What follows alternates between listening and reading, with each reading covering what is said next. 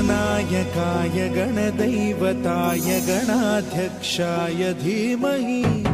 गुणशरीराय गुणमण्डिताय गुणेशानाय धीमहि गुणातीताय गुणाधीशाय गुणप्रविष्टाय धीमहि एकदन्ताय वक्रतुण्डाय गौरीतनयाय धीमहि गजेशानाय भालचन्द्राय श्रीगणेशाय धीमहि एकदन्ताय वक्रतुण्डाय गौरीतनयाय धीमहि गजेशानाय भालचन्द्राय श्रीगणेशाय धीमहि गानचतुराय गानप्राणाय गानान्तरात्मने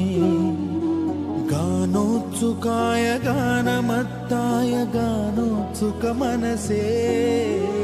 गुरुपूजिताय गुरुदैवताय गुरुकुलस्थायिने गुरुविक्रमाय गुह्यप्रवराय गुरवे गुणगुरवे गुरुदैत्यकलक्षेत्रे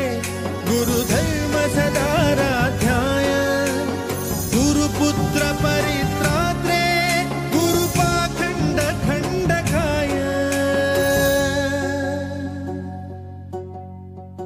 गीतसाराय गीततत्त्वाय गीतगोत्राय धीमहि गूढगुल्फाय गन्धमत्ताय गोजयप्रदाय धीमहि गुणातीताय गुणाधीशाय गुणप्रविष्टाय धीमहि एकदन्ताय वक्रतुण्डाय गौरीतनयाय धीमहि गजेशानाय भालचन्द्राय श्रीगणेशाय धीमहि